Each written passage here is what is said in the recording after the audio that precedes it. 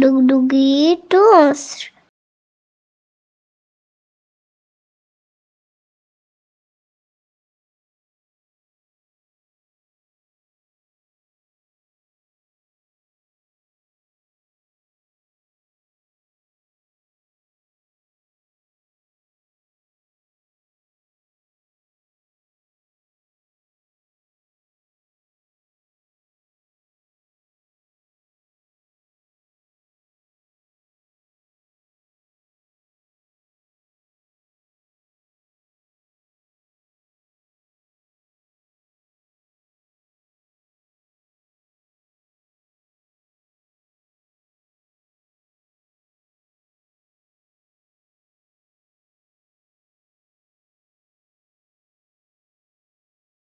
के नीचे अपनी एक छोटी सी दुकान खोली हुई थी। वह सवेरे जल्दी ही दुकान पर चला जाता था और दिन भर दुकान पर ही काम करता था। सोहन गांव वालों के बाल काटकर ही अपने परिवार का भरण पोषण करता था।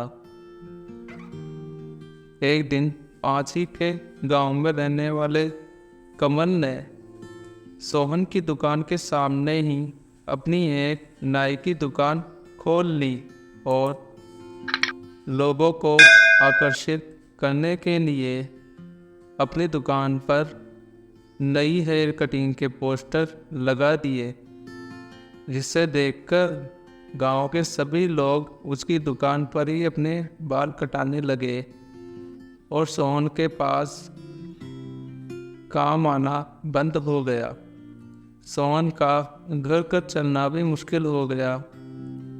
एक दिन जब सोहन घर से दुकान पर जा रहा था, तब श्यामा ने सोहन से कहा,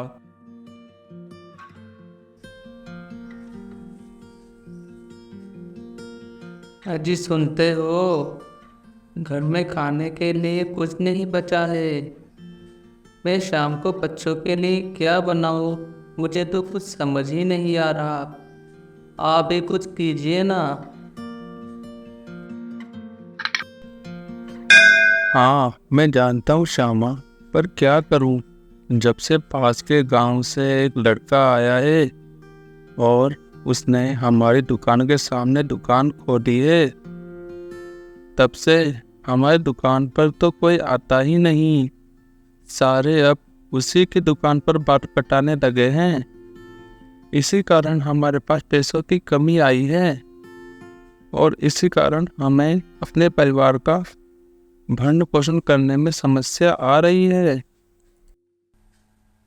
तो अब हमारा क्या होगा? अगर आपके पास काम ही नहीं होगा तो हम अपने बच्चों का भरण पोषण कैसे कर पाएंगे? देखते हैं कल सुबह हमारे लिए क्या लेकर आती है।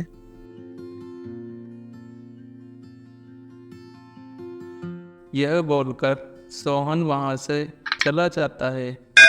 जब सोहन गांव में जा रहा था, तब सोहन का दोस्त मिलता है। वो दोनों बहुत ही अच्छे दोस्त थे। और भाई सोहन, कैसे हो?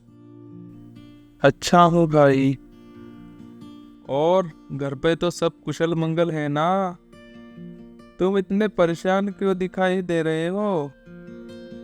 कोई बात है तो मुझे बताओ, मैं कुछ सहायता कर सकूं तो। क्या बताऊं भाई, तुम्हें तो पता ही है, मैं सालों से गांव वालों के बाल काटकर ही अपने परिवार का भरण पोषण करता आ रहा हूं। पर जब से पास ही के गांव से कमल नाम का एक नाई आया है, उसने मेरी दुकान के सामने ही अपनी दुकान खोली है। तब से मेरी दुकान पर तो कोई आता ही नहीं। सारे अब उसी से बाल कटाने लगे हैं। इसी कारण मेरे पास बिल्कुल भी पैसे नहीं है और घर में खाने के लिए अनाज भी खत्म हो गया है। मुझे तो यही चिंता खाई जा रही है कि मैं अपने और अपने परिवार का भरण पोषण कैसे करूँगा। भाई इसमें तो मैं भी कुछ नहीं कर सकता, पर अगर आप चाहो तो मेरे पास अनाज पड़ा है, उसमें से कुछ अनाज आप ले सकते हो। तुम्हारा बहुत बहुत धन्यवाद भाई, मेरी समस्या को समझकर मेरी मदद करने के लिए।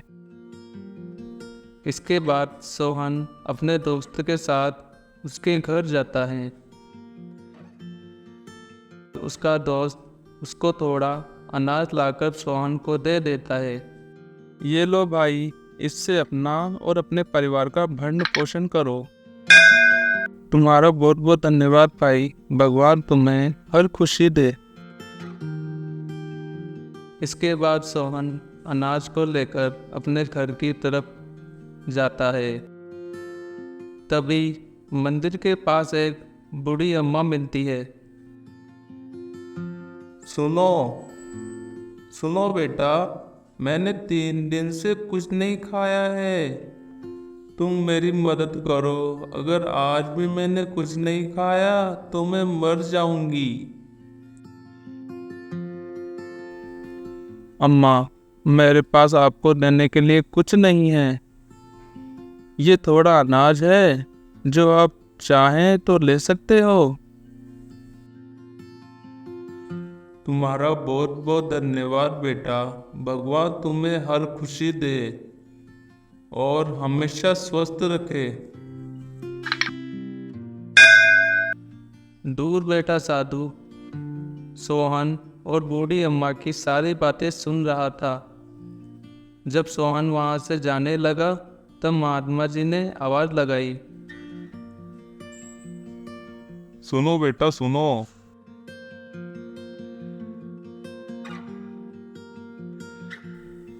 प्रणाम महात्मा जी। आयुष्मान भव पुत्र। क्या हुआ? तुम मुझे बहुत परेशान दिखाई दे रहे हो। क्या बात है? कोई परेशानी हो तो मुझे बताओ, मैं तुम्हारी कोई मदद कर सकूं। महात्मा जी, बात ऐसी है कि मैं एक नाई हूँ और सालों से लोगों के बाल काटकर ही अपने परिवार का भरण पोषण करता आ रहा हूँ। पर कुछ समय पहले ही पास ही के गांव से एक नाई आया है और मेरी ही दुकान के सामने उसने अपनी एक नाई की दुकान खोली है। तब से मेरी दुकान पर तो कोई आता ही नहीं, सभी उसी की दुकान पे बाल कटाने लगे हैं। इसी कारण मेरे पास धन की बहुत कमी आई है और मेरे घर में खाने के लिए भी कुछ नहीं है। एक दोस्त से थोड़ा अनाज लाया था तो अम्मा 3 दिन से भूखी थी, तो मैंने उनको दे दिया। अब मुझे यही चिंता खाई जा रही है कि मैं घर जाकर क्या बोलूँगा। अच्छा, तो ये बात है बेटा। मैं तुम्हारे इस काम को देखकर बहुत प्रसन्न हूँ। तुम परेशानी में रहने के बावजूद भी दूसरों की मदद करते हो। तुम एक बहुत अच्छे आदमी हो। तुम बोलो तुम्हें क्या चाहिए। आज जो तुम बोलोगे वो तुम्हें दूंगा। क्या सच में बाबा? क्या आप मेरी मदद करोगे?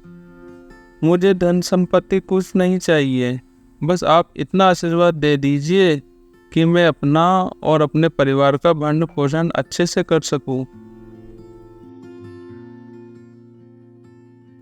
तुम एक मेहनती आदमी हो, इसलिए मैं तुम्हें एक कैंची देता हूँ। ये कोई साधारण कैंची नहीं है, यह एक जादुई कैंची है। तुम उस कैंची से जिसके भी बाल काटोगे वह हमेशा तुमसे ही बाल कटवाएगा और तुम्हें ज्यादा मेहनत भी नहीं करनी पड़ेगी। सच में बाबा, क्या यह एक जादुई कैंची है? इसके प्रयोग से सब ठीक हो जाएगा? क्या मेरी दुकान पर फिर से सभी गांव वाले बाल कटाने आएंगे? हाँ बेटा, पर ध्यान रहे, ये जब तक तुम्हारे पास रहेगी सही काम करेगी। पर अगर किसी गलत आदमी के हाथ में चली गई और उसने इसका प्रयोग किया तो ये सारा काम उल्टा करेगी और जब तुम्हें इसकी आवश्यकता ना हो तब तुम इसको बोल देना, ये मेरे पास वापस आ जाएगी। बहुत बहुत धन्यवाद बाबा, मैं इस कैची का पूरा ध्यान रखूंगा कि कोई इसका गलत इस्तेमाल ना करे। यह बोलकर सोहन अपने घर की तरफ